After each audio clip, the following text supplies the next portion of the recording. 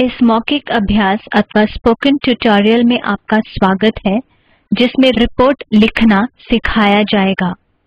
इन तीन खिड़कियों पर ध्यान दें। स्रोत फाइल अथवा सोर्स फाइल एडिटर में है। मैं ईमैक्स एडिटर का प्रयोग कर रही हूँ। टर्मिनल पर इसका संचय करने से एक पीडीएफ फाइल का निर्माण होता है। पीडीएफ रीडर में आप इस पीडीएफ फाइल को देख सकते हैं। स्किम मैक ओएस एक्स में उपलब्ध एक निशुल्क पीडीएफ रीडर है। ये रीडर पीडीएफ फाइल के आधुनिकतम पाठांतर को खोलती है। लेटेक में डॉक्यूमेंट बनाते समय खिड़कियों को इस तरह से सजाना आवश्यक नहीं है। इस बात को भी समझें कि आप कोई भी एडिटर या पीडीएफ रीडर का प्रयोग कर सकते हैं। लेटेक को उपयोग करने की प्रक्रिया हर यूनिक्स सिस्टम पर एक जैसा ही है, लिनक्स सहित। शायद विंडोज़ पर ये अलग हों। बहरहाल स्रोत फाइल हर ऑपरेटिंग सिस्टम में एक जैसी ही है। इसलिए विंडोज़ पर लेटेक की स्रोत फाइल किसी भी परिवर्तन के बिना यूनिक्स सिस्टम पर चलेगी। इस श्रेणी में सबसे पहला स्पोकन ट्यूटोरियल कंपाइलिंग पर है, जिसमें संक्षिप्त में लेटेक का परिचय दिया गया है। आप चाहें तो इसका अवलोकन कर सकते हैं। मैं 12 फ़ॉन्ट साइज़ या हस्ताक्षर प्रणाली दर्जे और आर्टिकल क्लास का प्रयोग कर रही हूँ। मैंने वर्ग, उपवर्ग और उप-उपवर्ग के शीर्षकों को परिभाषित कर दिया है। इन सब के तर्क आउटपुट में उचित स्थान पर प्रतीत होंगे। वर्ग शीर्षकों के सविशेष आकृति पर ध्यान दें। स्रोत फाइल में रिक्त पंक्तियों के बावजूद आउटपुट वैसा ही रहता है। यहाँ पर कुछ रिक्त पंक्तियाँ जोड़ेंगे, सुरक्षित करके संचय करेंगे। कोई फर्क नहीं पड़ता। स्रोत फाइल को मूल रूप में वापस रखेंगे और संचय करेंगे।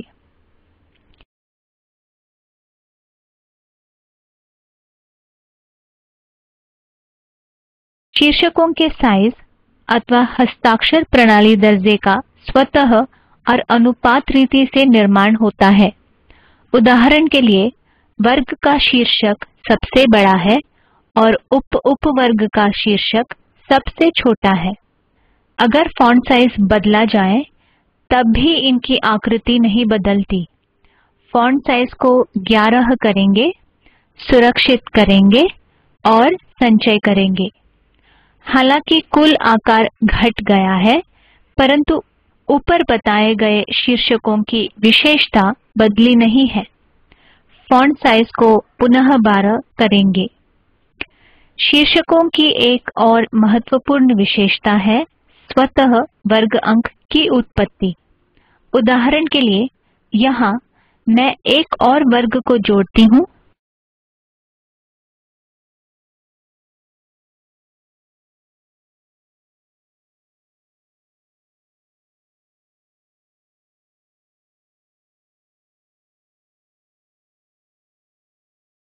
सुरक्षित करके संचय करती हूँ।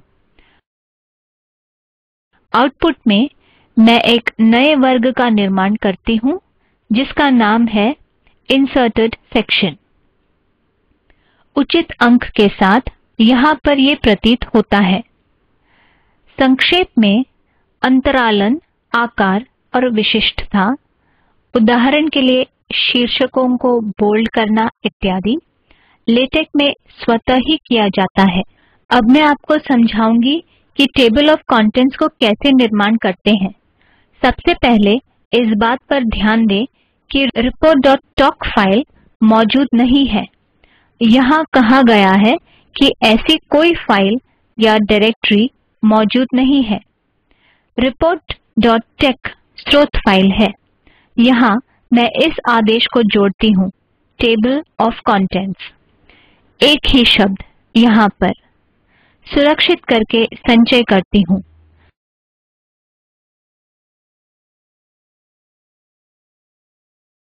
संचालन करते समय सिर्फ ये शब्द कंटेंट्स आउटपुट में प्रतीत होता है और कुछ नहीं। अब हमारे पास report.toc स्टॉक फाइल है। वर्ग शीर्षक इस स्टॉक फाइल में लिखा जाता है। आइए इसे देखें।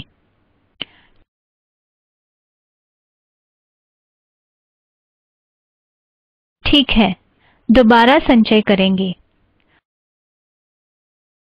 यहाँ ध्यान दें, सभी शीर्षक अब टेबल ऑफ कंटेंट्स के भीतर पृष्ठ संख्या के साथ प्रतीत हो रहा है।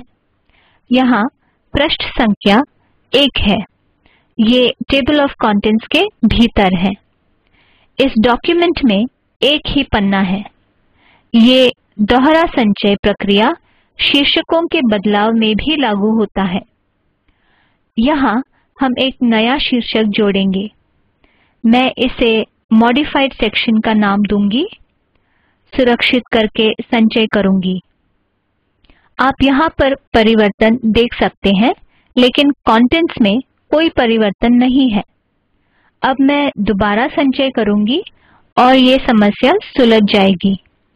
टेबल ऑफ कंटेंट्स के स्थान में भी परिवर्तन लाया जा सकता है। इसे डॉक्यूमेंट के अंत में डाल देती हूँ।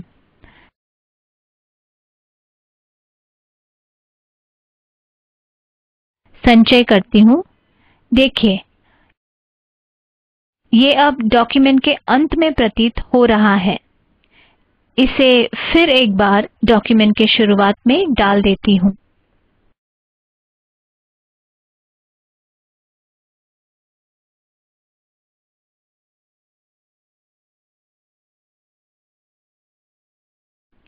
अब हम डॉक्यूमेंट्स के शीर्षक का निर्माण करेंगे। मैं ये डॉक्यूमेंट क्लास के ठीक बाद करूंगी।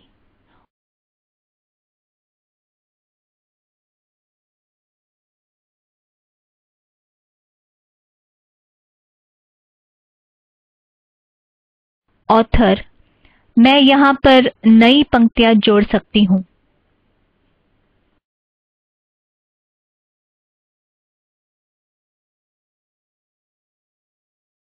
तारीख, आज की तारीख, और 13 जुलाई 2007 में निर्मित।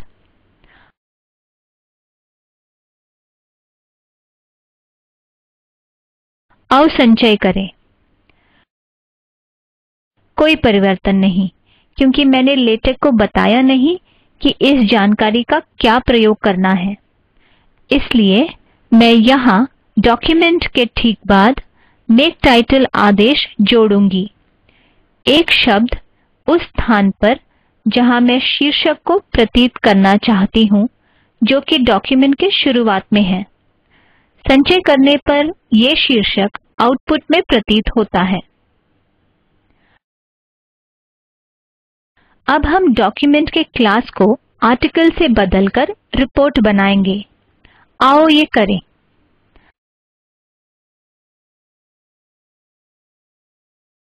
संचय करें।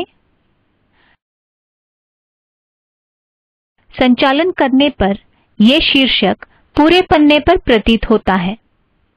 कंटेंट्स नए पन्ने पर प्रतीत होता है, जिसकी पृष्ठ संख्या 1 है।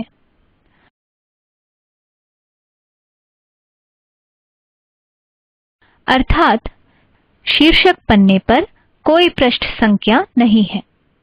हम ये भी देखते हैं कि वर्ग शीर्षक के नंबर में 0 है। रिपोर्ट क्लास में अध्याय ज़रूरी है। क्योंकि हमने कोई भी अध्याय परिभाषित नहीं किया है, इसलिए 0 संख्या का प्रयोग व्यक्तिक्रम रूप से किया जाता है। अब उपवर्ग के साथ कोई भी नंबर नहीं जुड़ी है। कॉन्टेक्स्ट की जानकारी गलत है। इनमें अब भी पुराने नंबर हैं।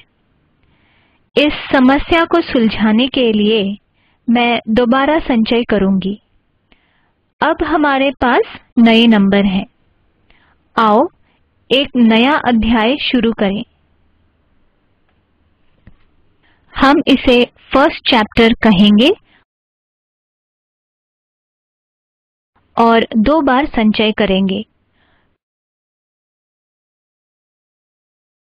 कंटेंट्स में कोई परिवर्तन नहीं, लेकिन अन्य चीज़ें गायब हैं। वो इसलिए कि चैप्टर आदेश एक नए पन्ने का निर्माण करता है। आओ अगले पन्ने पर जाएं और इसे निश्चित करें। यहाँ नए पन्ने पर चैप्टर शब्द का स्पष्ट रूप देखिए। अब यहाँ वापस लौटती हूँ, संचय करती हूँ। फिर एक बार आप देख सकते हैं कि नए पन्ने की जानकारी कंटेंट्स में है। यदि आप अतिरिक्त विषय जोड़ना चाहते हैं तो अपेंडिक्स आदेश का प्रयोग करें।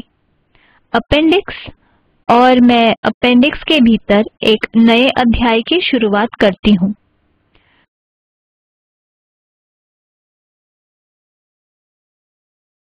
First chapter in the appendix. 2 बार संचय करूँगी। आप देख सकते हैं कि फर्स्ट चैप्टर यहाँ प्रतीत हो रहा है। आओ देखें कैसा लगता है। अपेंडिक्स ए एक नए पन्ने पर प्रतीत होता है और आप देख सकते हैं कि पन्नों की संख्या अब 4 है और ये शब्द अपेंडिक्स यहाँ प्रतीत होता है। आओ एक और नया अध्याय जोड़ें।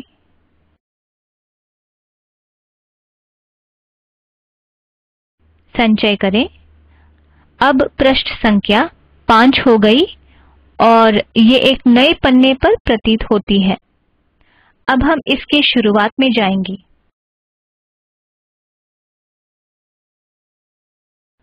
दोबारा संचय करने पर कंटेंट्स सही हो जाता है। अगर हमने रिपोर्ट क्लास को दोबारा आर्टिकल क्लास में परिवर्तित किया तो क्या होगा? हम यहाँ जाएंगे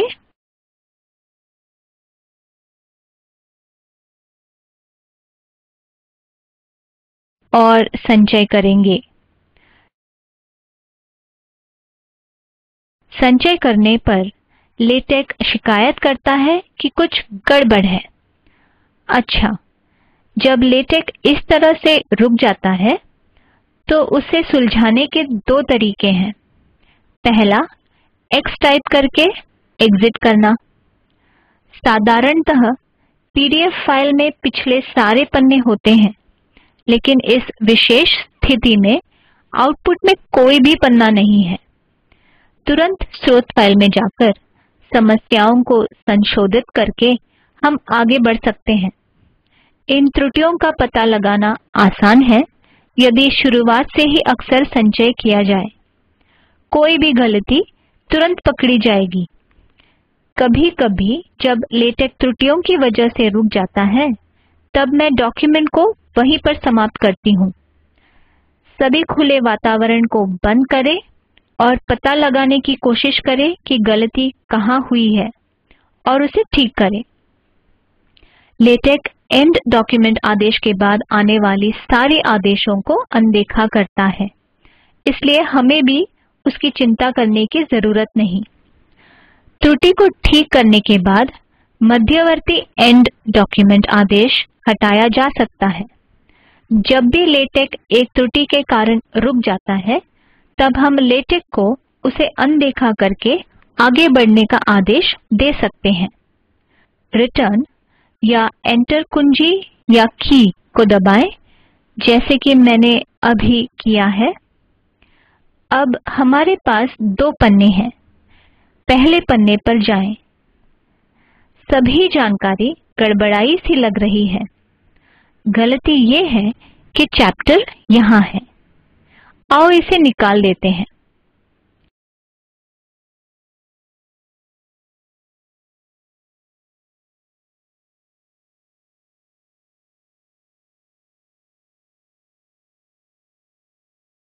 संचय करते हैं।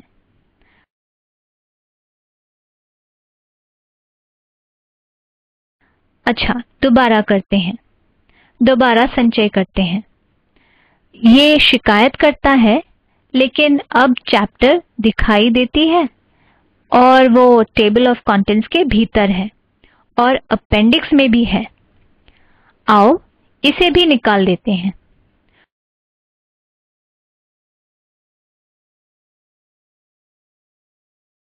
दोबारा संचय करते हैं। ठीक है, ये अब किसी भी समस्या के बिना चल जाती है और पूरे डॉक्यूमेंट एक ही पन्ने पर प्रतीत होता है।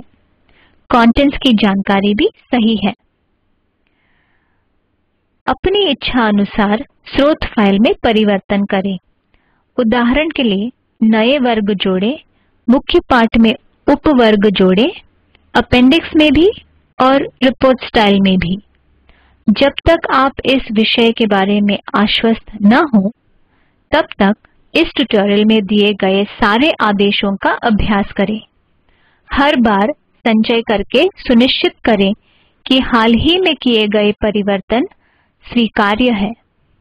शुरुआती उपयोगकर्ता जो इस नियम को अनदेखा करते हैं, बाद में काफ़ी परेशानियों में पड़ जाते हैं।